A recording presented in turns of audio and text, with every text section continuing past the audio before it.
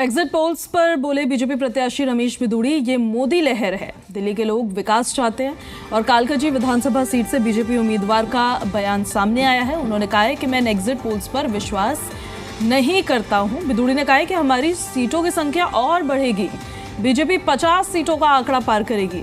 रमेश बिदूड़ी की तरफ से भी बयान सामने आया है। उन्होंने कहा है कि इन एग्जिट पोल्स पर मुझे भरोसा नहीं है, हमारी और ज्यादा सीट्स आने वाली है। मोदी जी की वेव, देश में जो विकास हुआ है उसी प्रकार से दिल्ली चाहती कि दिल्ली में विकास हो। दिल्ली वाले चाहते, हमारे कार्यकर्ताओं की मेहनत, हमारे नेतृत्व की मार्गदर्शन के साथ साथ स्ट्रेटेजी, उसके एवज में ऊब गए दिल्ली वाले केजरीवाल जी से। तो इसीलिए ये जो एग्जिट पोल आ रहे हैं, मैं इन पर भी विश्वास नहीं, इनसे और आगे जाएगा और आगे जाएगा। भारतीय जनता पार्टी 50 को क्रॉस करेगी। 100% दिल्ली वालों के आशीर्वाद से 8 तारीख को दिल्ली में बीजेपी की 1 बजे तक क्लियर हो जाएगा, बीजेपी की सरकार बनेगी। दिल्ली में विधानसभा चुनाव के लिए वोटिंग हो चुकी है और अब नतीजे 8 फरवरी को आएंगे। वोटिंग के बाद सामने आए ज्यादातर एग्जिट पोल्स में दिल्ली में इस बार सीधी लड़ाई आम आदमी पार्टी और बीजेपी के बीच ही नजर आ रही है। दोनों के बीच कांटे की टक्कर होती दिखाई दे रही है। जी मीडिया के एआई एग्जिट पोल के मुताबिक भी दिल्ली में इस बार आम आदमी पार्टी और बीजेपी में कड़ा मुकाबला है।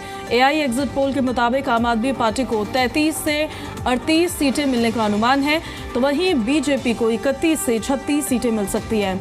एआई एग्जिट पोल के मुताबिक इस दिल्ली में कांग्रेस को 0 से 2 सीटें मिल सकती है। अन्य के खाते में भी 0 से 2 सीटें जा सकती है।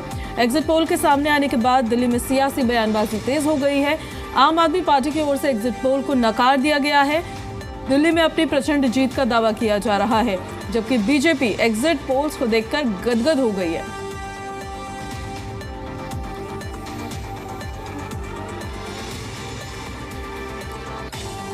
– 2013 के एग्जिट पोल ने हमें हराया, 2015 के एग्जिट पोल ने हमें हराया, 2020 में फिर हमें कम सीटों पे आंका गया और 2025 में भी पहले के हिसाब से हमारी सीटें कम दिखाई जा रही हैं। बड़े बहुमत से, मैं मामूली बहुमत नहीं कह रहा, एक बड़े बहुमत से आम आदमी पार्टी की सरकार बनने वाली है और ये तमाम एग्जिट पोल जो हैं गलत साबित होंगे। मैं दिल्ली की जनता को बधाई देता हूं कि दिल्ली की जनता ने बहुत प्यार और आशीर्वाद भारतीय जनता पार्टी को आज दिया और मैं अपने कार्यकर्ताओं को बहुत बधाई देता हूं कि बहुत शिद्दत और जुनून के साथ हम सब ने काम किया है और माननीय प्रधानमंत्री जी का नेतृत्व, माननीय राष्ट्रीय अध्यक्ष जी का नेतृत्व, इन सब ने जो ऊर्जा हम कार्यकर्ताओं को दी है।